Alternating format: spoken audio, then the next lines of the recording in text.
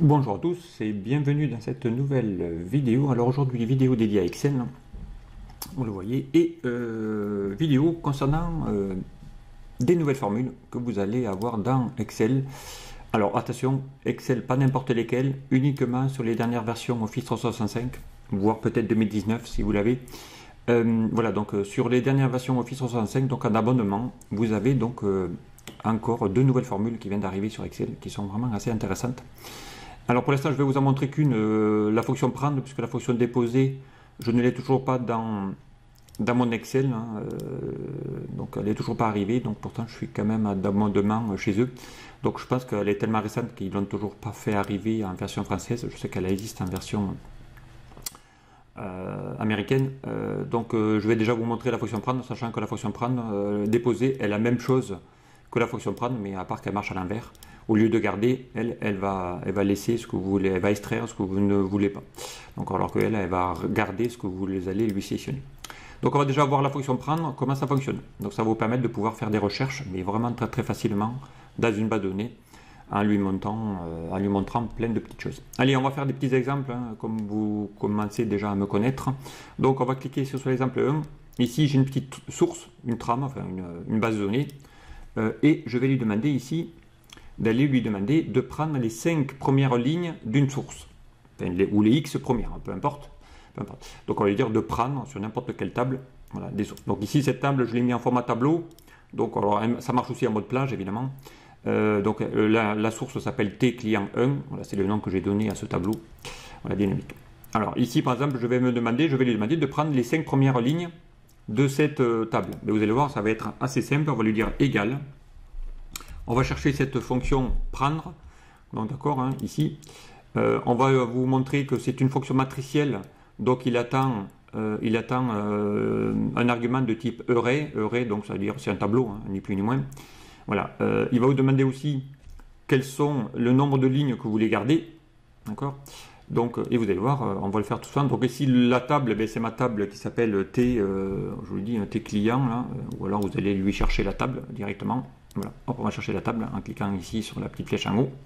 Ensuite, il vous demande ici le nombre de lignes à prendre. D'accord. Je rappelle que cette fonction s'appelle prendre.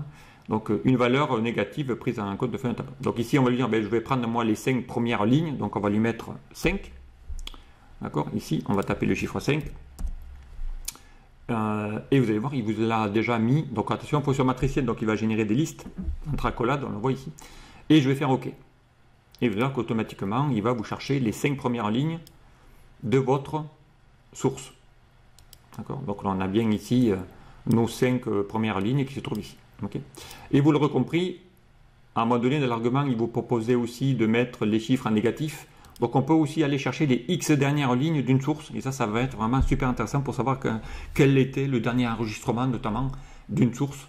Exemple ici, si je lui demande égal prendre, ok, et qu'on va chercher de nouveau mon tableau, et si j'avais voulu par exemple savoir mais quelle est la dernière ligne ou le dernier client que j'ai saisi, et bien ici je vais lui demander de mettre -1 par exemple.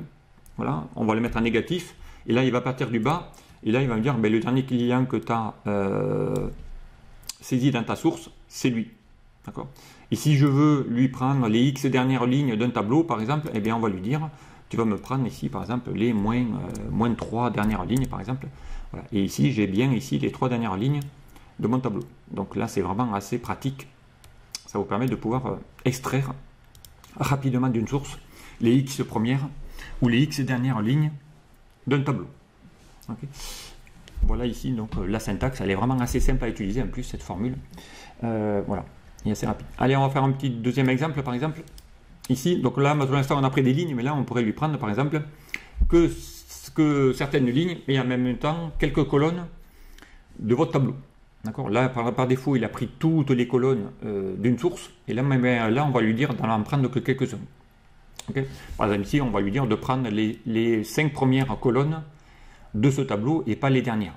Et bien pour ça vous allez voir, on va lui dire égal, toujours prendre. Okay. On va lui demander d'aller chercher votre source. D'accord. Ensuite on va lui dire, il va vous demander combien de lignes tu veux prendre. Mais par exemple je vais prendre moi les 5 premières.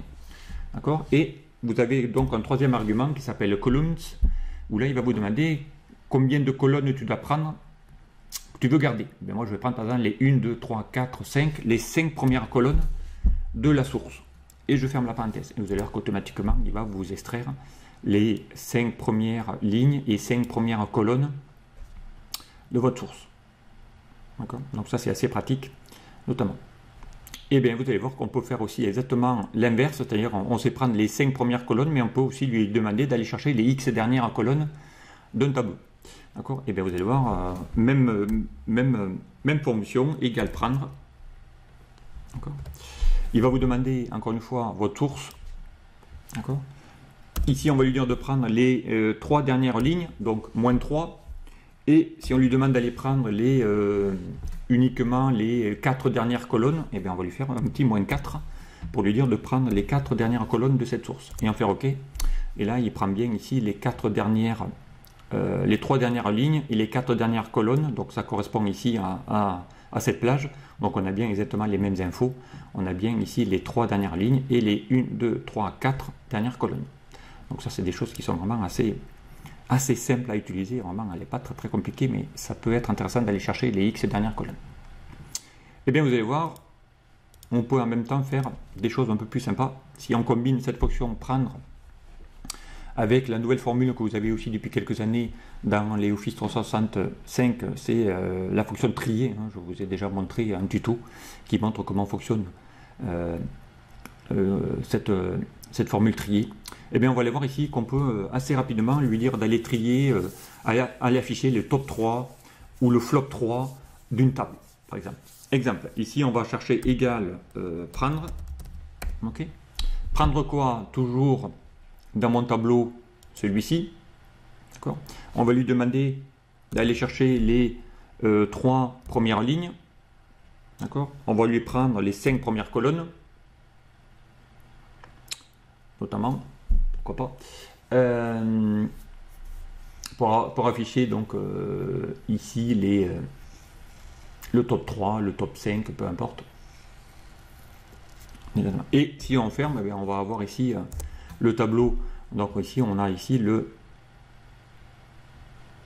tous les tableaux. Si ce n'est que là, il prend que les 3 premières lignes. Moi, je vais avoir le top 3. C'est-à-dire, il faudrait ici qu'il me prenne, qu'il aille aller chercher dans cette colonne, donc le top 3, c'est-à-dire celui qui m'a fait le plus d'achats. D'accord? Et bien pour ça, on va l'imbriquer, cette fonction prendre, avec la fonction trier. D'accord? Ici, on va lui dire d'aller trier le tableau, parce que là, il est trié par rapport ici à la ligne, mais là, on va lui demander de les trier en même temps. Donc on va chercher cette fonction qui s'appelle trier. D'accord?